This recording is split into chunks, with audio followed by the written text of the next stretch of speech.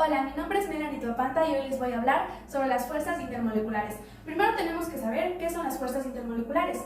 Estas son atracciones o enlaces químicos que mantienen unidas las diferentes moléculas, a diferencia de las fuerzas intramoleculares, las cuales mantienen unidos los diferentes átomos de una sola célula. Cabe recalcar que las fuerzas intramoleculares son mucho más fuertes que las fuerzas intermoleculares. Estas fuerzas intermoleculares se dividen en tres tipos: los puentes de hidrógeno, las fuerzas de Van der Waals y las fuerzas ion-dipolo. Las fuerzas de Van der Waals se dividen en fuerzas dipolo-dipolo, dipolo-inducido y fuerzas de dispersión de London. Las fuerzas ion-dipolo se dan entre las interacciones de iones y moléculas polares, y un ejemplo de esto es la sal disolviéndose en el agua. A continuación, los puentes de hidrógeno. Los puentes de hidrógeno se dan cuando hay una interacción entre una molécula cuyo elemento hidrógeno está enlazado a un elemento electronegativo. Tal puede ser el flúor, el nitrógeno o el oxígeno, y un ejemplo de esto es una molécula de agua.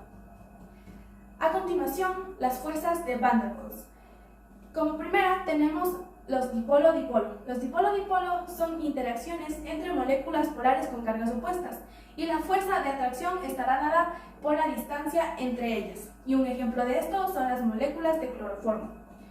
Después de ellas tenemos a las fuerzas de dispersión de London.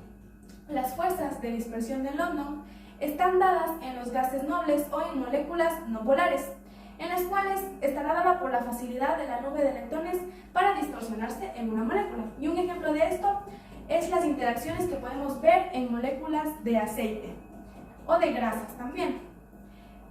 Finalmente, tenemos a las fuerzas dipolo-dipolo inducido, en las cuales una molécula polar induce o provoca a una molécula no polar a adoptar una carga positiva o negativa, pero las cuales solo son momentáneas.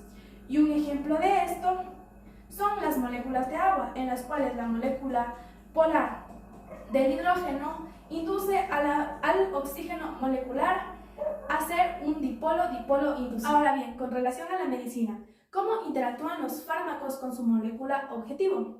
Los fármacos necesitan adherirse a los receptores, los cuales se encuentran en la membrana celular.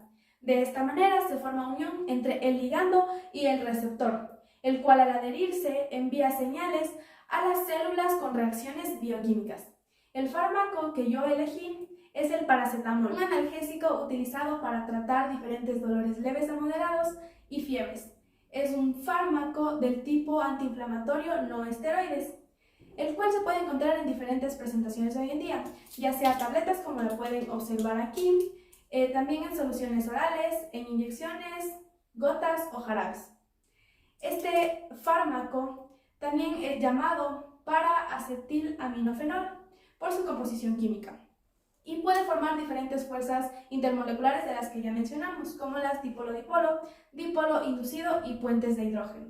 Este fármaco está compuesto por su principio activo, que es el paracetamol, y otros componentes, como la providona, el ácido esteárico y almidón de maíz pregelatinizado. ¿Cómo actúa este fármaco sobre su molécula objetivo? Este fármaco lo que hace es inhibir o bloquear indirectamente a las ciclooxigenasas 1, 2 y 3, las cuales envían diferentes señales hacia el cuerpo de dolor e inflamación mediante compuestos lipídicos muy similares a las hormonas, denominadas prostaglandinas.